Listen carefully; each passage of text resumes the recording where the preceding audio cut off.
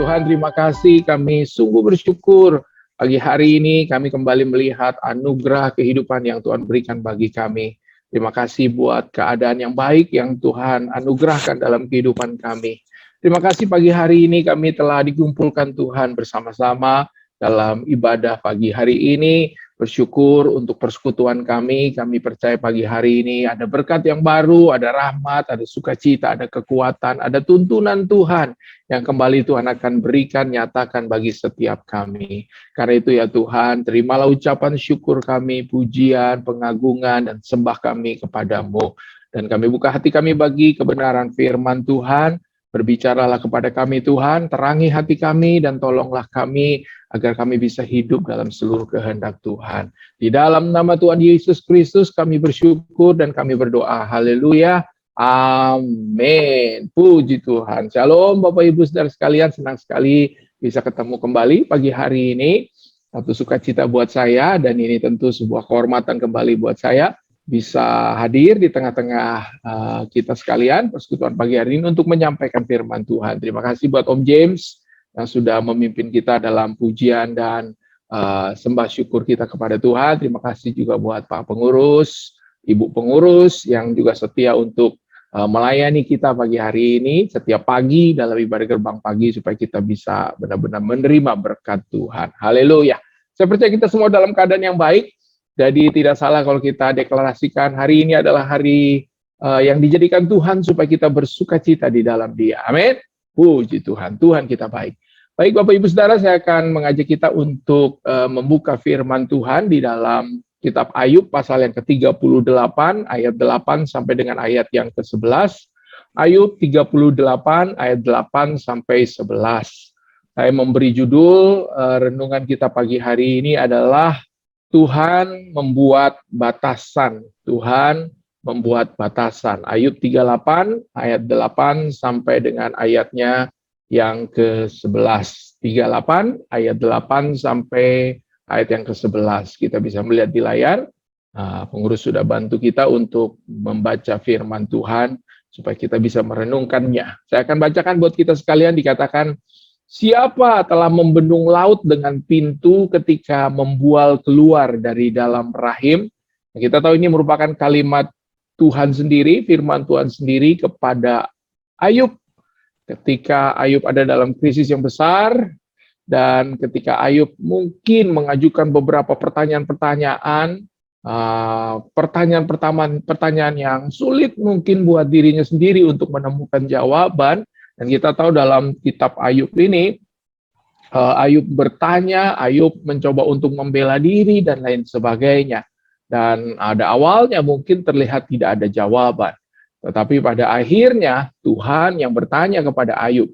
Dan tentu ini membuat Ayub tidak bisa menjawab. Sebab pertanyaan Tuhan adalah pertanyaan yang sungguh menggugah hati Ayub. Bahkan kita sekalian ketika kita membacanya, ketika kita diperhadapkan dengan Tuhan yang bertanya kepada kita, saya yakin kita tidak bisa menjawab sepenuhnya. Apalagi ketika kita mendekati Tuhan dengan pertanyaan-pertanyaan, dengan pendekatan yang salah atau pendekatan yang tidak tepat.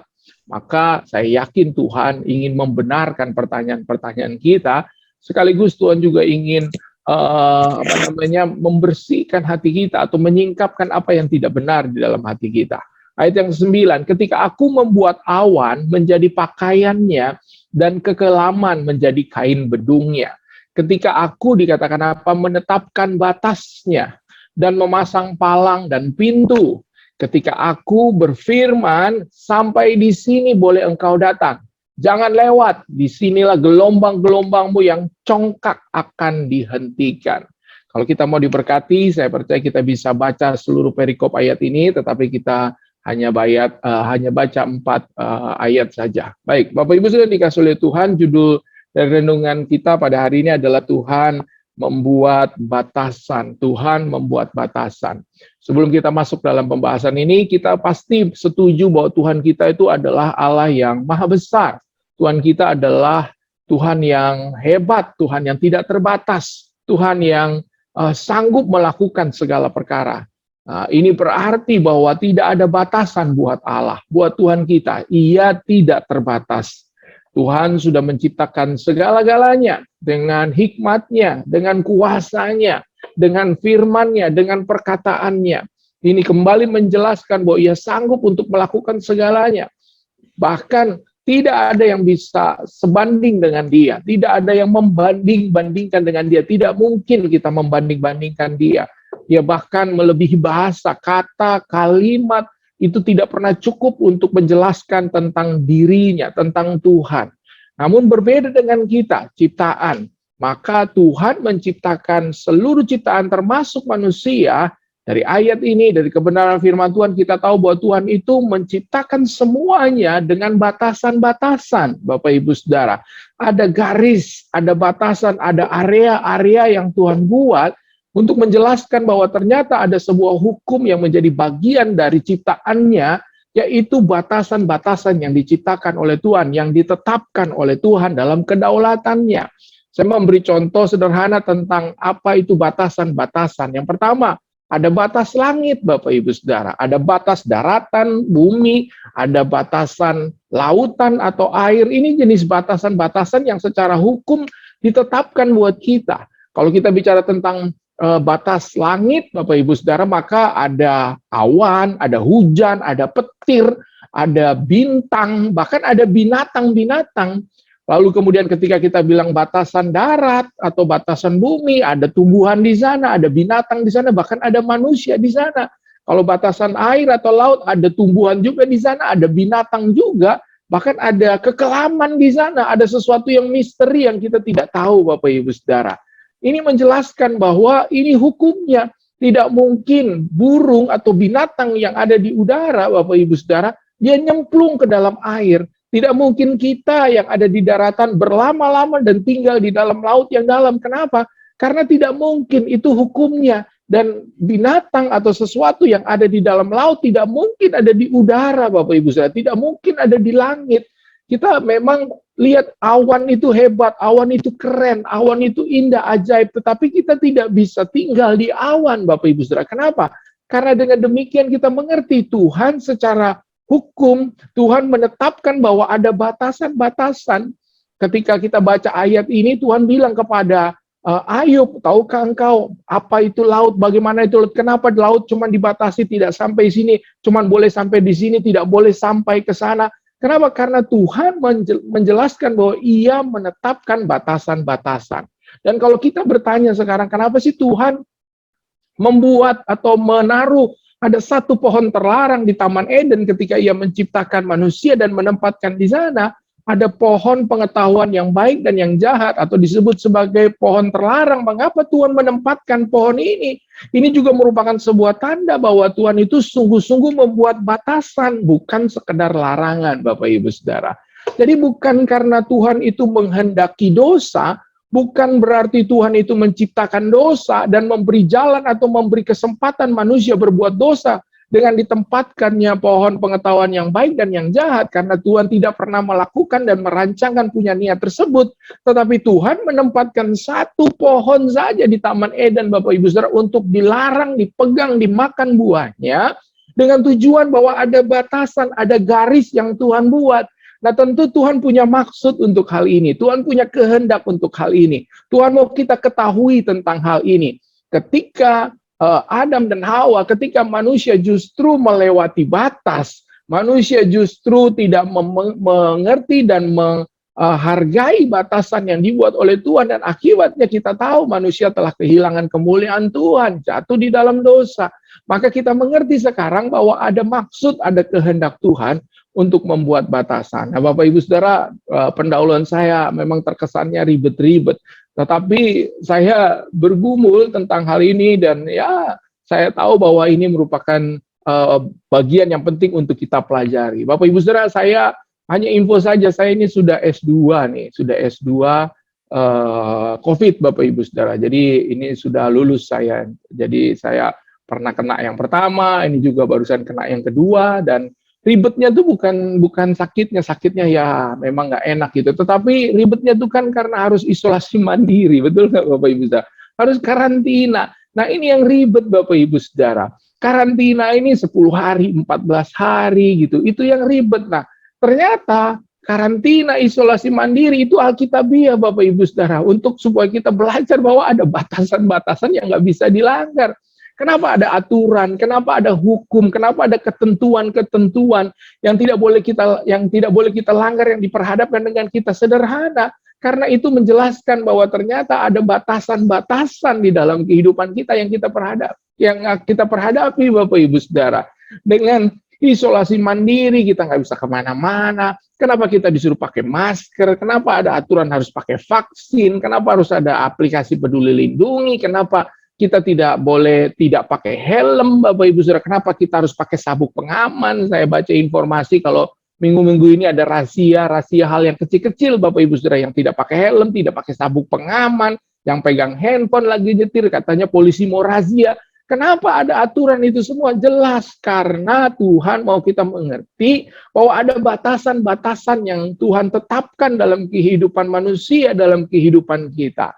Nah, karena itu sebagai perenungan pagi hari ini, pertanyaannya kembali, mengapa Tuhan membuat batasan buat kita? Kenapa ada batasan-batasan? Yang pertama saya catat di sini, Bapak Ibu Saudara, adalah supaya manusia bisa mengenal Tuhan, supaya kita bisa memiliki pengalaman untuk mengalami Tuhan. Kenapa? Karena Tuhan itu adalah Allah yang sebetulnya tidak kita pahami. Tuhan itu adalah Allah yang tidak kita mengerti, apalagi kita ketika kita sudah hidup dalam ketika manusia sudah jatuh dalam dosa dan kita kehilangan kemuliaan Tuhan, kita tidak mungkin bisa mengenal Tuhan. Tetapi ketika kita mengerti ada batasan-batasan tersebut, kita mengerti bahwa Tuhan itu adalah pribadi yang maha segalanya. Kita bisa ngerti bahwa Tuhan itu adalah Allah yang pribadinya maha segalanya. Dan kita itu terbatas. Tuhan itu tidak terbatas. Sehingga ketika kita melihat ada batasan, kita mengerti, oh ternyata ada pribadi yang lebih besar. Ada Tuhan yang lebih besar, yang berkuasa, yang tidak terbatas. Mengenali kasih dan kebaikannya. Kenapa ada batasan? Supaya kita mengalami kasih, kita tahu kasih Tuhan, dan kita bisa mengalami kebaikan-kebaikan Tuhan.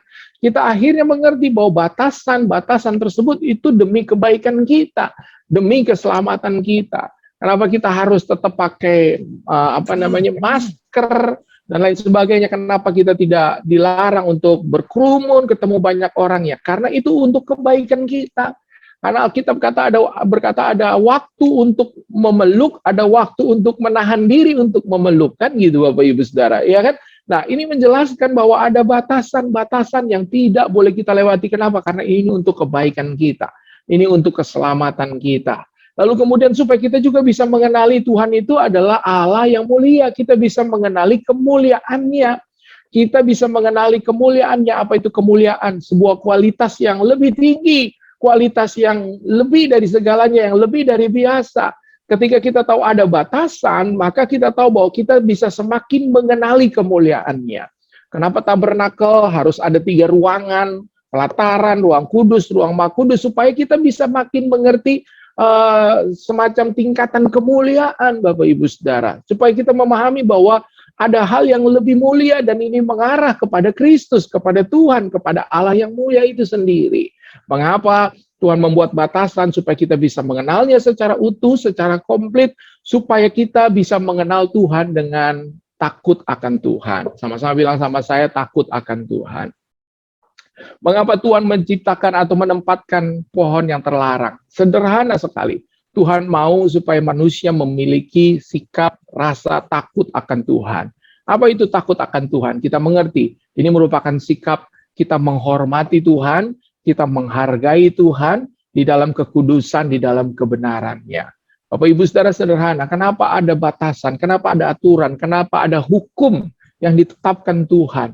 Itu jelas punya maksud supaya kita punya rasa takut akan Tuhan. Ini merupakan rasa takut yang baik, ini merupakan rasa takut yang benar, ini merupakan rasa takut yang Tuhan mau kita kecap, Bapak Ibu Saudara. Jadi ketika kita merasa takut akan Tuhan, ini merupakan rasa yang baik. Mungkin buat kita rasanya agak aneh awalnya, mungkin buat kita nggak nyaman, tetapi Tuhan mau kita kecap dan lihat, Bapak Ibu Saudara, supaya kita tahu bahwa ternyata rasa takut akan Tuhan itu baik buat kita. Rasa takut akan Tuhan itu berharga buat kita. Rasa takut akan Tuhan membuat kita bisa mengenal Tuhan secara utuh, secara lengkap dalam proses yang semakin hari semakin bertambah. Yang kedua, mengapa Tuhan membuat batasan buat kita, buat manusia? Ini yang perlu kita catat, Bapak Ibu Saudara. Yang kedua adalah supaya manusia atau supaya kita menjadi pribadi perjanjian. Saya ulangi sekali lagi. Supaya manusia bisa menjadi pribadi perjanjian. Apa maksudnya pribadi perjanjian? Pribadi perjanjian ini saya sebut sebagai relasi yang tertinggi, Bapak Ibu Saudara. Dalam relasi kita dengan Tuhan, seperti ada posisi, seperti ada tingkatan gitu. Nah, ketika kita mengerti mengapa Tuhan membuat batasan, supaya kita bisa menjadi pribadi-pribadi perjanjian. Mengapa demikian? Karena Tuhan kita, karena Allah kita, Ia adalah Allah perjanjian. Kita tahu itu. Dia Allah perjanjian, Dia Allah yang sejak awal menetapkan janji, membuat janji. Dia Allah yang adalah Allah perjanjian, yang mengikat perjanjian dengan manusia. Itulah sebabnya kitabnya namanya kitab perjanjian lama, perjanjian baru. Kenapa? Karena Allah kita adalah Allah perjanjian yang menyatakan perjanjiannya dengan manusia dalam perjanjian yang kekal. Tuhan itu mengikat janji dengan kita, dengan manusia, yaitu perjanjian yang kekal. Dan dengan demikian kita akan menjadi manusia-manusia yang disebut sebagai manusia-manusia perjanjian. Meskipun Allah kita tidak terbatas, kita mengerti Bapak Ibu Saudara, karena Allah mengikat perjanjian dengan manusia, Allah bahkan membatasi dirinya. Kita tahu ketika Allah menjadi Kristus, Allah datang ke dunia mengambil rupa manusia, Allah membatasi dirinya Bapak Ibu Saudara. Dengan demikian, ketika Ia membatasi dirinya, Ia membuat kita mengerti bahwa Ia memberikan teladan bahwa Ia adalah Allah perjanjian, Bapak Ibu Saudara. Kenapa Allah berfirman? Kenapa ada ketetapan? Kenapa ada janji yang disampaikan kepada manusia? Karena supaya manusia tahu bahwa ada batasan-batasan tersebut. Bapak Ibu Saudara, kalau kita tahu Tuhan itu kan berfirman, berbicara. Tetapi kenapa sih Tuhan tuh kelihatannya jarang-jarang ngomong gitu secara audible sama kita, nggak sering-sering gitu. Karena saya bisa mengerti bahwa harus berhati-hati karena setiap firman, kalimat yang diucapkan oleh Tuhan itu adalah hukum yang harus dihargai, yang harus dihormati oleh kedua pihak, oleh Tuhan dan juga oleh manusia. Jadi ketika Tuhan membuat sebuah hukum dan ketetapan, itu harus dihargai bukan hanya oleh manusia, tetapi Tuhan sendiri menghargai. Ketika Tuhan bilang kepada Adam, aku menciptakan engkau supaya engkau berkuasa di bumi, ternak-ternak dan binatang-binatang. Itulah sebabnya ketika ular datang, harusnya Adam bisa menyatakan otoritasnya, dominionnya, kuasanya untuk menghardik ular gitu. Bukan berarti Tuhan tidak tahu bahwa ketika ular datang menghampiri Adam, Tuhan tidak berbuat apa-apa. Tidak, karena Tuhan itu komit dengan firman-Nya bahwa yang harusnya berkuasa dan menaklukkan ular adalah Adam, Bapak Ibu Saudara. Dan Tuhan mau mewujudkannya, tetapi Adam tidak mengerti, Adam gagal, padahal Tuhan itu menghendaki agar manusia itu berkuasa. Nah, itu sebabnya Bapak Ibu Saudara yang dikasihi oleh Tuhan, Tuhan menjadi manusia, membatasi dirinya. Supaya apa? Supaya memberikan teladan buat kita. Kita adalah manusia-manusia atau orang-orang perjanjian. Tuhan menghendaki agar takut akan Tuhan itu bisa kita rasakan. Kita bisa menghormati Tuhan, menghormati kekudusannya. Tadi saya sebut bahwa menjadi pribadi perjanjian itu adalah posisi yang tertinggi, posisi yang paling tinggi. Ini bukan hanya sekedar mencakup keselamatan, tetapi bahkan ini melengkapi keselamatan Bapak Ibu Saudara. Sehingga Tuhan berkenan dan menghormati manusia. Seperti teladan Kristus, sebab teladan Kristus adalah pribadi perjanjian. Apa maksudnya? Begini Bapak Ibu Saudara. Dalam tingkatan kehidupan kita, ya, saya memberikan sebuah sebuah perumpamaan bahwa ada tingkatannya. Kita diselamatkan menerima Kristus, Bapak Ibu Saudara. Itu adalah anugerah Tuhan. Kita disebut sebagai anak-anak Tuhan, itu adalah anugerah Tuhan. Kita disebut sebagai umat tebusan Tuhan, itulah karya Tuhan. Tetapi Tuhan mau kita juga bergerak semakin hari semakin meningkat. Semakin hari semakin sempurna, kata firman Tuhan. Semakin hari semakin kudus. Dan level yang Tuhan kehendaki adalah kita menjadi manusia-manusia perjanjian.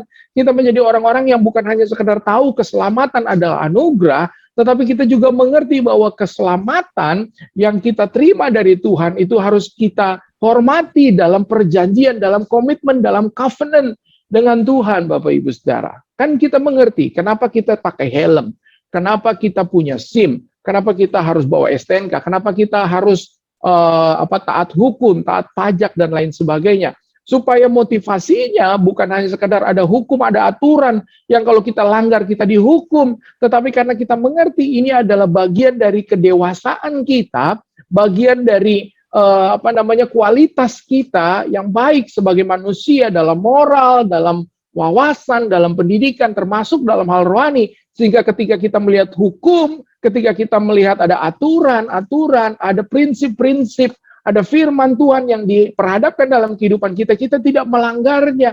Kita tetap taat, bukan karena kita taat karena sekedar dipaksa, karena sekedar memang ada aturan dan harus dilakukan, tetapi karena kita sudah masuk pada level atau tingkatan yang tertinggi. Kita mau menjadi orang-orang yang covenant dengan Tuhan, yang mengikat perjanjian dengan Tuhan.